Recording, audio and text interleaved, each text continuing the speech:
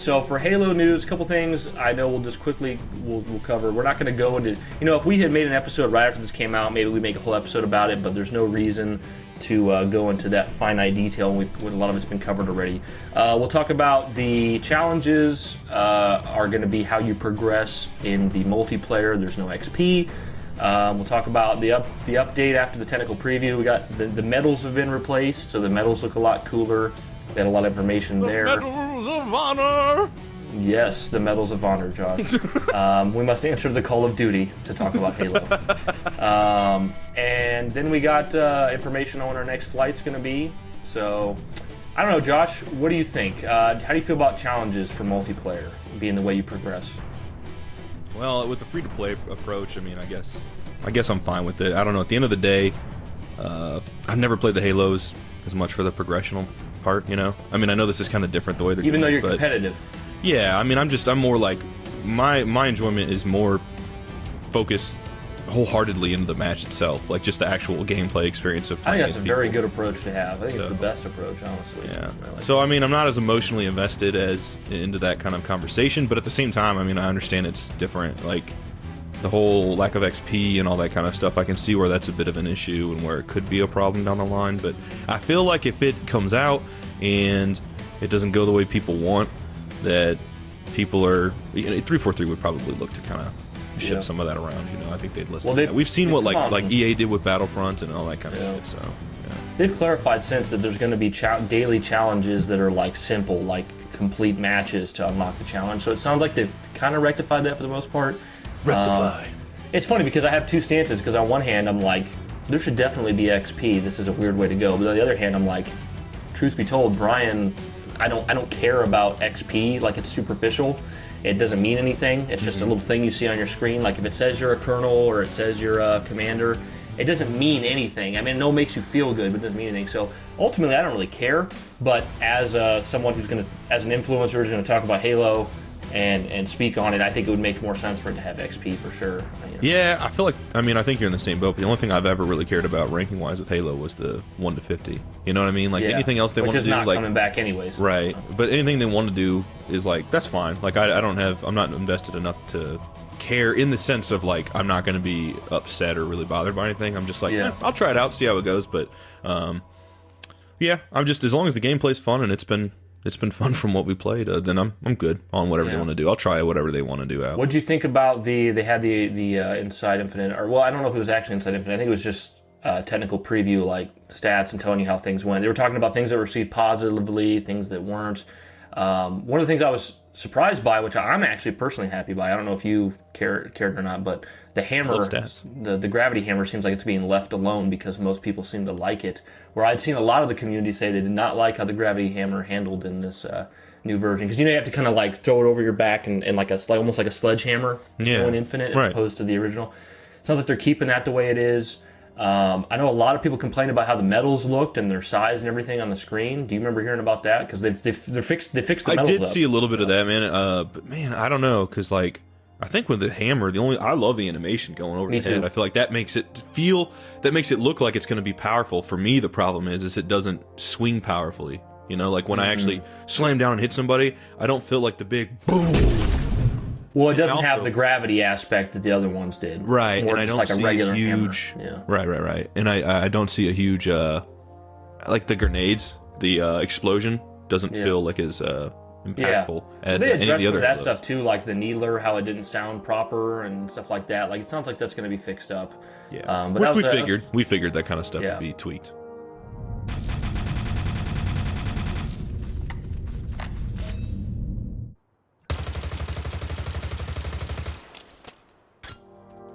Yeah, I mean, this is something that I think Alex and I talked about in one of our YouTube videos. That YouTube.com/sacred.com. Better believe it, Josh. Go like and subscribe. Ring that bell. I'm on it right now. I'm gonna ring that Taco Bell, baby. Thank you, Josh. If you just now subscribed to Sacred Icon, I will kill you. No, but something that Alex and I touched on, which I think very much applies here, is when it comes to transparency for 343, like just looking at this article where they talked about the positives received and things they might change, the transparency is next level. It's God tier. I mean, there is no developer out there with the level of transparency that 343 has. But where this gets what's the word I'm looking for? Conflated or confused among the Halo community is a lot of people say, oh, they're not transparent at all. We haven't even seen trailers. We haven't even seen more gameplay. When's the last time we saw campaign gameplay? That's not really what we're saying here.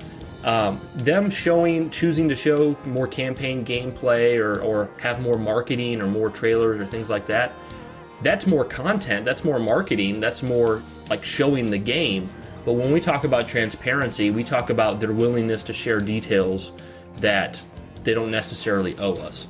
The things they choose to share, they get in such granular detail and talk about it and write up these blogs and make videos and stuff like that. They're extremely, extremely transparent. So I think the transparency is as awesome as ever. It's still a thing that's definitely the 343 has in spades that other developers do not.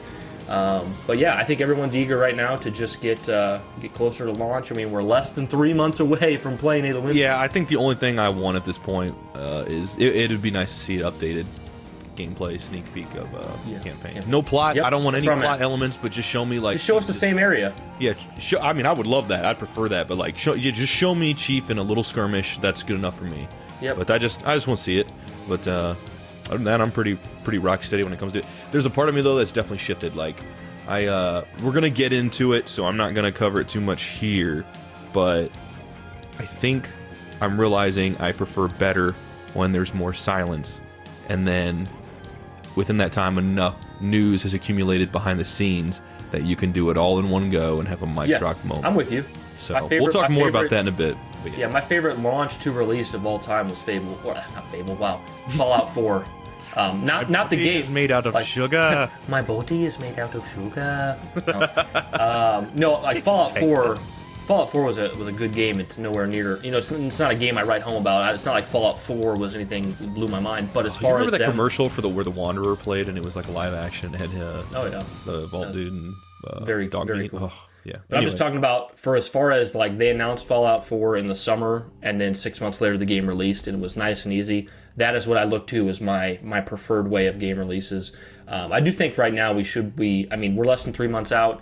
We have another flight coming up soon. I really think they should be showing off more soon here. Like, I'm with Josh, where I'm like, don't show off too much, but at least like let's get some things going, probably. Because I mean, I don't know, the whole entire experience of waiting for Infinite and just the delay and then still a bit of a rocky place for me. So I definitely want to see weird. them do something where they can get some momentum going back for everybody. So and then the next biggest news for Halo is they come out and announce that they're targeting the next flight, which will have player versus player and big team battle, to be September 24th, and they gave everyone about 4 days to sign up because everyone who signs up is going to be in it. Now, two things I found interesting about this. One, they decided to come out and announce the flight literally the moment the PlayStation Showcase was starting. I have to imagine that was on purpose, but I also don't know why.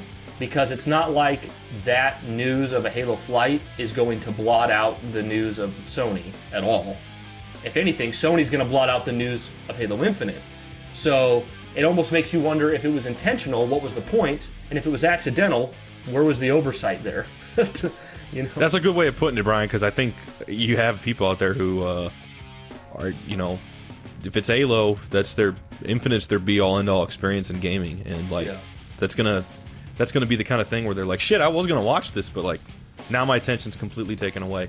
But I don't think 343 That's not the was majority, betting. though. Yeah, I was going to say, I don't think 343 was really betting on those people. I think it was a poor move, to be honest, because it's like when you see movie releases, like they delay some movies or hold off for game releases because they know there's a big one. And they know, it's not that they think their game isn't as good or whatever, or movie, but it's that they know that's going to have mass appeal and that they will likely not do as well and get as much reception or like attention trying to do it at the same time. Weird move.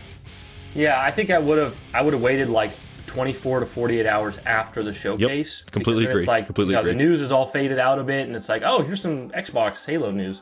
Or even, I mean, if they have to show it that day or announce it that day, even 1 hour before the showcase would have gave people some time to talk about it before.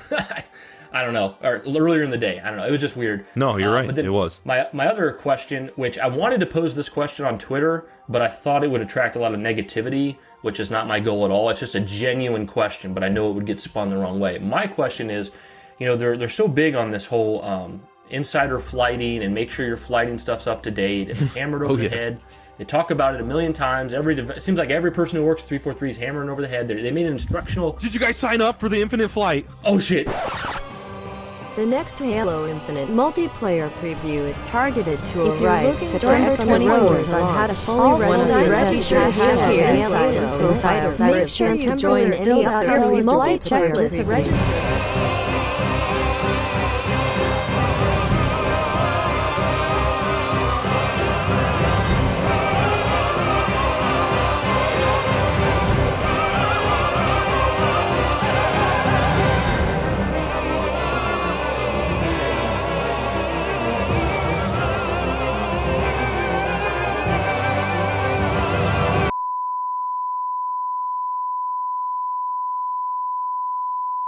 Oh, please, guys, you got to. They even made a video for it. I mean, it's just a constant thing. And I was at work yesterday, and this question came to me in my head. I was going, okay, so they want to test. They said for this one specifically. Now, the first one was different. The first flight was a little different. But this flight that we have coming up, they've said they want to really stress the servers. They need way more people. They want to get way more people in. They gave us 4 days of notice to get signed up, because you got to be signed up by this Monday to make sure you're in.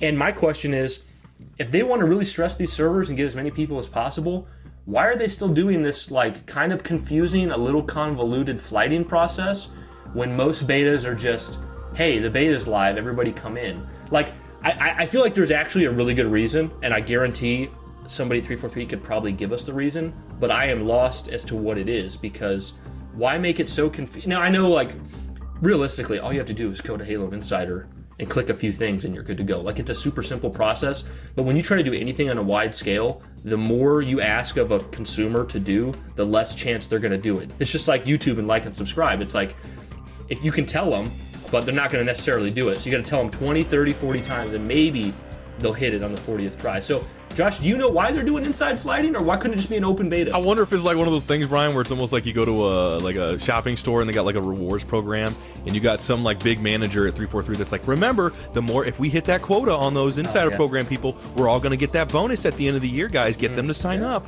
There could be something there, because they're using it for MCC and other things too. A little something for the fans. something for the employees.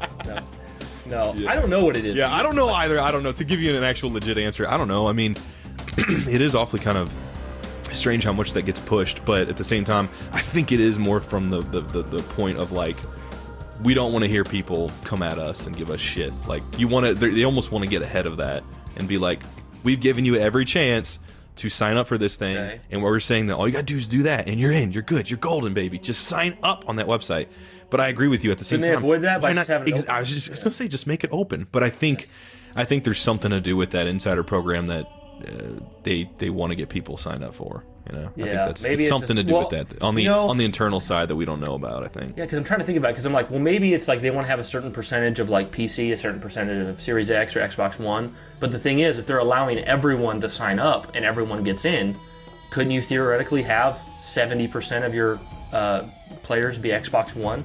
Like, if the concern is having an uneven amount and they want to make sure they have PC, Xbox Series X, One, that could still not work if they let everyone sign up. But maybe it's probably mitigated a lot than if you just had open beta, because open beta, everyone who's got an Xbox in their house is going to hop on, and they might not even care. I guess the people that sign up for the insider flighting are probably going to offer a lot better feedback. I think it is a little bit. I think it kind of answers my own question there. I think when you do sign up, I think it has that kind of Q&A of like, what consoles do you own and all this kind of stuff. And for them, it's probably good statistics and stuff like that. The feedback's a lot stronger than just here's the thing on your dashboard that. Even if like no one gives, like for me, I didn't actually go and fill out any feedback, which I should have, but the fact that I still answered those questions still gave them some kind of stats that attributed to. They did send us one of those after Q&A questions. I did fill out for them. Nice. The better man. No, I don't think. Did you get one? I might have. Most people didn't get one. I just know it came through my email, so I filled it out. But hell yeah. So that's basically what's new for Halo. Sounds like we'll be playing the flight with Big Team Battle on 24. How do you feel about the Big Team Battle? Yeah. I mean, I'm looking forward to seeing what it's like, because I feel like Big Team Battle truly hasn't been around in almost 10 years. I'm excited to play it. I think this flight, right, actually. I think this flight will be more fun, but if I have to be completely honest, and I know it's not the cool answer, I played Infinite already. I'm just ready for release. I don't need any more flights. Yeah, I'm in the same boat. Really cool. I'm definitely looking forward to playing that when it drops, and I'm gonna have fun playing it. But you know, there's a limit to how much I want to enjoy before a game is actually officially released. So I've kind of reached that limit already. I think it's smart to do another flight, especially when we haven't really had any player versus player for the most part. Yeah, I'm thinking like, I mean, you tell me if you disagree, but I'm thinking like, do the big team battle thing they're doing. That makes sense. I want to play big team battle again, sample it. After that, that's it. Yeah, don't do any more flighting. Just try to promote the game, the narrative, show us a little bit more campaign, and just get on that marketing, and that's it. Like, funnel me into that, and I'm good. Yep. Yeah, and it's weird because I think we're in a different place than most people, because most people are like, oh, life has been so difficult without Infinite. I just want to play it every moment. It's like, I don't know. I mean, the flight is going to come and go, and we're still going to have to wait for release. I'm just like, I'm ready. I know what it feels like to play Infinite already. That's what was so exciting about the first flight. Now, this flight will be exciting because you get to experience big team battle, but I know how that game feels. I know how it plays. I've shot the weapons. I'm good now. I'm ready for release. You know what I mean? Yeah. So, but yeah, I'm glad there's a flight. I'm going to play it. I'm going to be excited about it. I'm more happy for other people that need to play this, because it's a want for me. It's not a need, because I know the game's coming. So, and as long as I don't get in a car accident driving, as long as I live, you know, I'm good. I'm good to wait and play it. Josh has been saying, as long as I live to see release for like games and movies for like decades now. Yeah, I remember Force Awakens was about to come out. I was like, you know, I just want to live to see that, and then I'm good. And little did you know, you would have been a happier Star Wars fan if you just died after Force Awakens. Nah, I mean, the me and no, I'm saying that because Josh was so turned off by Last Jedi. I love Last Jedi, but I would just, you know. Yeah, 2017, I would have been like, yeah, that's, you know, I'm gonna go throw myself in front of a bus, be right back.